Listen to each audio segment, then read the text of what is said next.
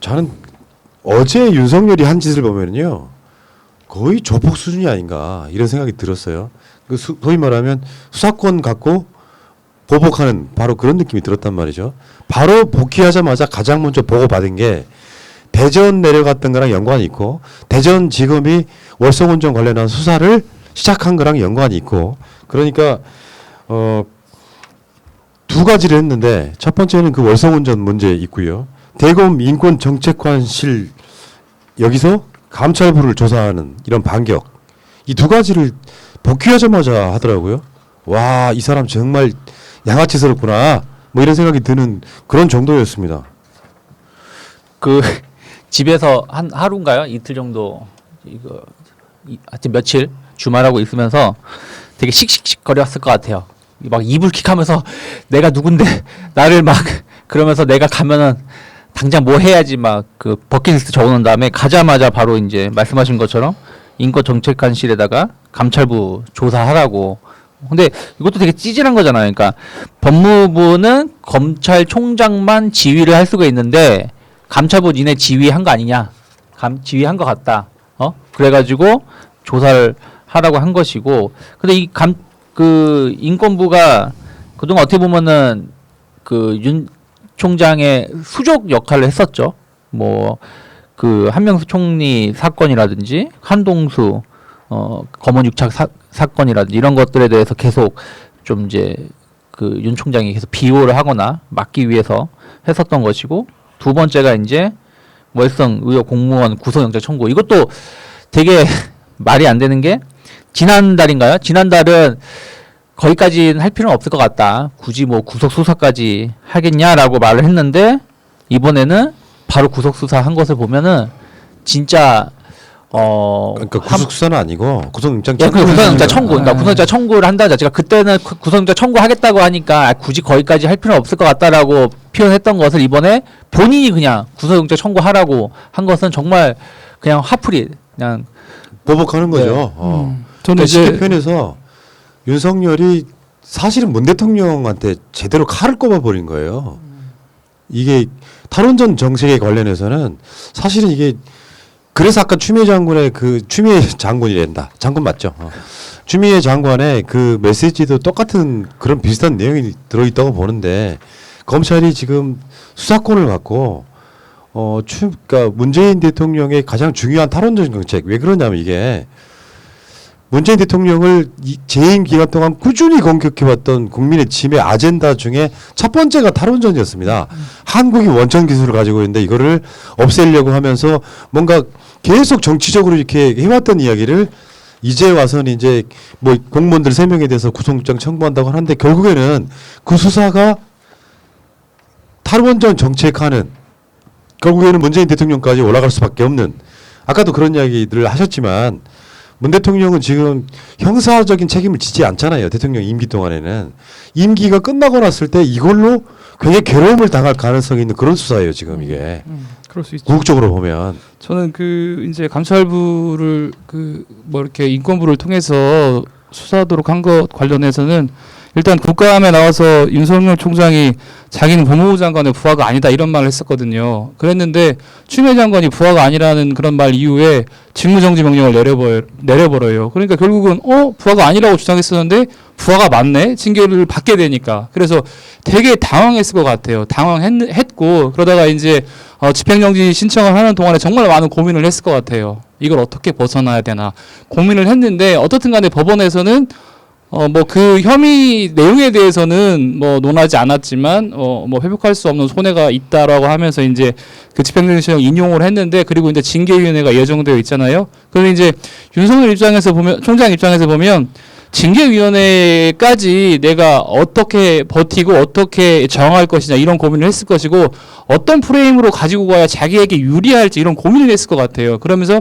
마치 자기가 공평과 정의의 화신인 양 그리고 살아있는 권력에 저항하는 모습을 보이는 것처럼 행동하는 것이 가장 합리적이겠다 이런 프레임으로 생각하지 않았나 싶고 그래서 그러면서도 결국은 또 저기 문재인 대통령의 등에 칼을 꼽을 수 있는 행동들을 보이고 정치적으로 행동을 하게 되고 이런 생각을 하면서 아마 이렇게 이 지시를 하지 않았나 싶습니다. 그러니까 아마 학습을 통해서 알게 된 것 같아요. 그러니까 뭐냐면 대통령에게 오히려 충성하는 모습을 보이거나 아니면 국민들의 검찰 개혁에 내가 순응하는 모습을 보이는 것보다 그 반대 방향. 그러니까 청와대를 내가 압수수색하고 청와대 정책에 대해서 딴지를 걸고 그러면은 그 지금 문재인 정부의 반대쪽에 서 있는 그런 집단으로부터 내가 지지율이 올라가고 나의 힘이 더 세진다. 그리고 이번 과정을 통해서 확인한 게 검찰에 있는 검사들은 어차피 이 카르텔 안에서 밖으로 나가면 평생을 사는데 뭐 그 검사 집단을 벗어나서 조폭 안에서 배반자의 프레임이 씌워지기 때문에 아 얘네는 내 통제에 있을 수밖에 없구나. 그러면서 검찰 내부의 통제에 대한 자신감 예. 그리고 문재인 정부에 반대되는 수사를 했을 때 올라가는 국민적 지지 이걸 통해서 정말 더 나쁜 짓 많이 하는 쪽으로 앞으로 발전할 것 같습니다. 저번에 윤석열이 대전 내려갔을 때요. 이 수사에 대해서 보완을 하라고 했어요. 근데 이번 그 구속영장 청구한 거 보니까 보완된 게 없어요. 그러니까. 내용은 똑같단 말이죠. 그 당시에 윤석열은 여기에 대해서 구속영장을 청구할 의도였는지 모르겠으나 그 당시에 구속영장을 청구할 만한 정도 사안이 아니었단 말이죠. 근데 지금 그 달라진 게 없는 상황에서 구속영장을 청구를 승인하는 것, 이를테면 윤석열이 최근에서 구속영장을 지금 청구하는 상황이고, 요거는 제가 봤을 때 기각될 거라고 일단 보는데 구속영장 청구 사유가 안 됩니다. 무슨 뭐 도주의 우려가 있는 것도 아니고 이미 벌어졌던 일들에 대해서 뭐 자료를 폐기했네만 이런 얘기를 하는데 이 사람들이 거기에 대해서 증거인멸의 우려 같은 걸 갖고 있지도 않은데 뜬금없이 구속영장 청구하면서 도발하는 거죠. 봐, 나 복귀하니까 나 이렇게 한다라고 정말로 그 악의적 모습 보여주고 있는데 어젯밤에 무슨 방송 토론 프로그램을 봤는데요. 그 김경진 전 의원 있죠. 그 검사 출신. 이 사람이 하는 말을 보고 되게 뜨악한 게 검사들은 그런 의도를 갖고 수사를 하는 게 아니래요. 정치인들 그렇게 보는 것뿐이래. 검사들은 미친놈들입니까? 예를 들면 우리나라 역사상 얼마나 많은 아까 추미애 장관 이야기도 나오지만 표적 수사 등을 통해 가지고 자신들의 이득을 취했던 그런 자들이 그런 의도를 갖고 수사를 하는 게 아니라고 일부러 도발하는 게 눈에 보이는데 그러면 얘네들의 언어는 대한민국 사회에서 보통 사람들과 다른 겁니까? 문재인 정부의 일원으로서 이 사람들은 어떤 곳에서 끼지 않겠다. 예를 들면 여야도 아니고 검찰 당 같은 역할을 하면서 계속 문재인 정부를 흔들기에 지금 완전히 동참했다라고 보시면 되죠. 말씀하신 것처럼 만약에 그 애초에 신청을 안 했을 때는 그 감사원 감사를 앞두고 문건을 폐기한 정도까지는 신청할 상황이 아니라고 했으면 이번에 신청하려면 뭔가 변경된 게 있으면 변경된 게 있다 이런 말씀을 했어야 되는데 그런 것도 없고 그다음에 대검에 계신 참모들께서도 예를 들면 지금 상황에서 이렇게 사전구속영장을 청구하면 다르게 보일 염려가 있다. 그러니까 좀 고민을 해야 된다. 이런 좀 진언을 하거나 말기거나 이런 게 있어야 되는데 결국은 그런 게 보도되지 않거나 없는 걸로 봐서는 정말로 같은 생각으로 같이 움직이고 있구나. 그런 생각이 드네요. 뭐 그럴 수도 있고 아니면은 말려도 안 되겠다라는 생각을 할 수도 있겠죠. 그러니까 윤 총장은 좀 두 가지인 것 같아요. 지금 이제 한마디로 화가 완전히 나서 이렇게 하는 것도 있고 또 하나는 너무 조금 궁지에 몰려있다. 본인 스스로가 두려운 것도 있다. 왜 그러냐면 감찰을 통해서 인권부에다가 감찰부를 다시 조사하라고 한 것은 본인이 어쨌든 뭐 다음 주에 징계위원 할 때 내용을 알기 위해서 조사를 하라고 한 것일 수 있는 거잖아요. 그 본인이 그 내용을 알아야 되니까. 그런 부분들에서는 또 본인이 조금은 준비를 하고 있고 또 반대로 반격하기 위해서 본인이 나 화났다는 걸 보여주기 위해서 하는데 그 자체가 말씀하신 것처럼 앞뒤가 안 맞는 그동안 행동을 계속하고 있다. 그러니까 이걸 해야 나중에 이제 예를 들어서 추미애 장관이 지금 청구한 징계안이나 아니면 청와대에서 나중에 이 문제를 나중에 최종적으로 제가 했을 때 본인은 정책 탄압을 받고 있다는 명분을 만들 수 있는 그렇죠. 거거든요. 때리고 그러니까 예를 들면은 상대방을 때리게 유도를 하는 거예요. 자기가 도발하면서 유도를 하는 이런 상황이고 지금 백운규 전 장관에 대해서 이게 지금 그 새로 임명되신 법무부 차관이 변호인이었다. 요것과도 일맥상통하는 부분이 있을 것 같아요. 그러니까 편파적이다.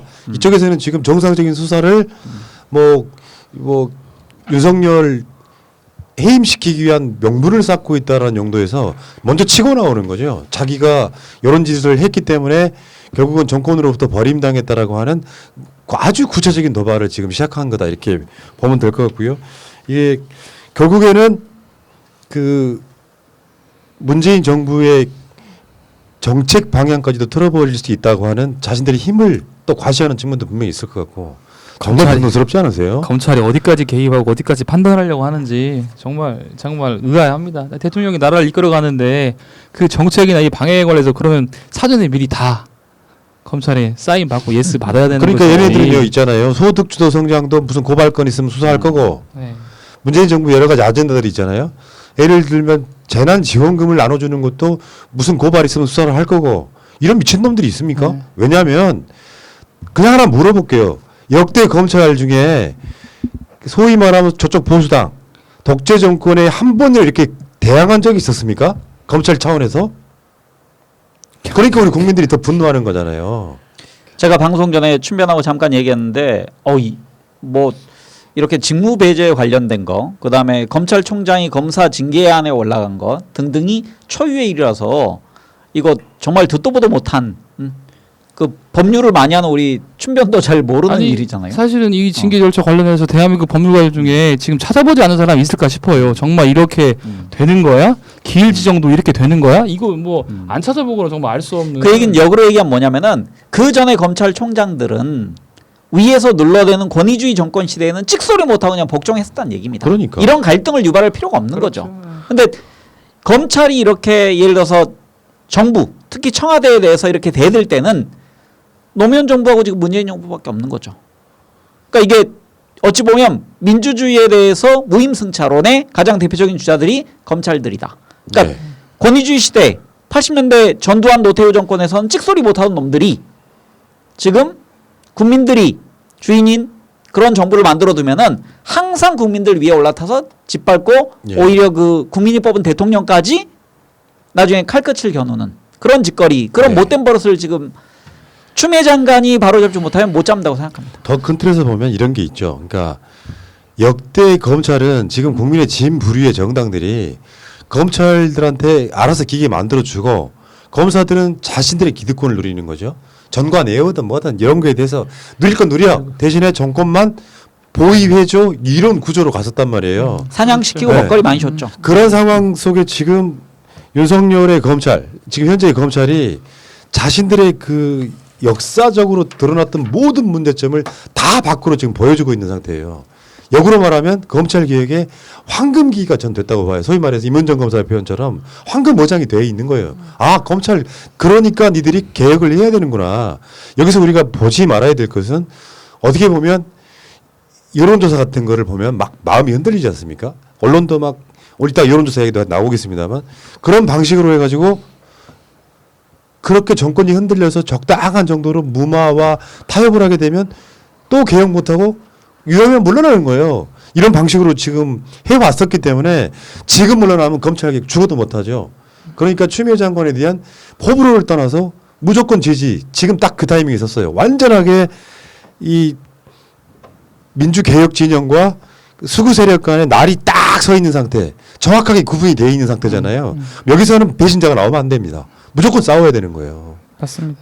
거의 양아치 새끼들 정말. 에? 저는 국민 여러분들께서 어떻든 간에 이게 검찰이 무섭구나, 힘이 있구나, 여기서 멈추는 게 아니라 그러니까 개혁이 필요하구나, 한 단계 더 나아졌으면 좋겠어요, 모두 다. 예. 자, 뭐 그런 과정에 아까도 이야기 잠깐 나왔습니다만 법무부 2인자 이영구 차관 알고 보니 원전 의혹 핵심 백운규 변호 그러면서 계속해서 징계위원회에 들어갈 인물에 대한 저번에 그 조미연 판사가 뭐 어떤 성향이다 뭐 고발을 당한 적이 있다라고 협박하듯이 조중동이 이런 식으로 지금 이 검찰을 비호하는 듯한 보도를 계속 내고 있죠. 물론 이제 백운규 전 장관에 대해서 변호를 이미 변호사 선임이 이제 끝난 상태라고 해서 법적인 문제는 없다고 합니다만 생채기를 계속 내는 거죠. 이게 낙인 효과죠. 이미 이렇게 낙인을 하나 딱 찍어두면 저 사람의 앞으로의 일은 다 편향적일 것이다 라고 언론이 이미 그리고 이틀 안에 실은 그 차관을 좀 묶어두고 싶은 욕망도 있는 겁니다. 그러니까 예. 저는 조미연 판사도 일종의 그 조선일보 등 수구 언론의 선제 공격에 약간 당했다. 아 이렇게 어려운데 내가 적극적 사법과 소극적 사법 중에서 소극적으로 그냥 법조문대로만 이걸 맥락을 떠나서 그렇죠. 그것만 판단해야 되겠다라고 저는 그 인용됐다고 그 생각하거든요. 비판이 따로 한번 해봅시다. 이거 저는 이제 변호사로서 맨 처음에 보면 이용구 법무부 차관이 어떻게 변호인으로 선임된 걸 알았을지가 되게 궁금하거든요. 왜냐하면 선임계를 경찰이나 검찰에 선임계를 내면 수사기관만 알고 있지 이거 알 수 있는 방법이 없거든요. 그래서 고소고발할 때 고소대리를 하면 피고소인은 고소인의 대리인이 누군지 몰라요. 말을 안 해주거든요. 근데 어떻게 로펌을 살려준 거 이용구 변호사가 대리인이라는 것을 알았을지도 상당히 궁금하고 이것도 사실은 수사기관 발 보도일 거라는 심정이 들고요. 그 다음에 백운규 변호사 입장에서 보면 월성 원전 1호기 사건 관련해가지고 문제가 없을 것이라고 본인은 충분히 판단하고 그거에 방어하고 싶고 적극적으로 뛰어들고 싶은 사람일 거라고 보여지는데 그게 수사가 잘못돼 있기 때문에 그래서 충분히 변호할 수 있을 거라고 생각이 들고 그다음에 마지막으로는 어떻든 간에 대한민국 국민이면 누구라도 변호사의 조력을 받을 수 있습니다. 수사기관에 타겟이 되면 예. 그런 것으로 봐야 되지 마치 이것이 큰 문제가 있는 것처럼 지적하는 이 기사는 좀 예. 기사 자체가 문제가 있는 것 같습니다. 이런 측면도 있죠. 그 원전 관련해서 구속영장 청구했다는 것도 검찰이 언론에 흘리는 거죠. 그렇죠. 예. 어제 보니까 이 보도를 단독으로 세 군데나 달았더라고요. 세 군데 주면서 너희들한테만 주는 거야 보도해줘 이런 거 아닙니까? 추미애 장관의 오늘 글에서도 그런 비슷한 내용이 나오잖아요.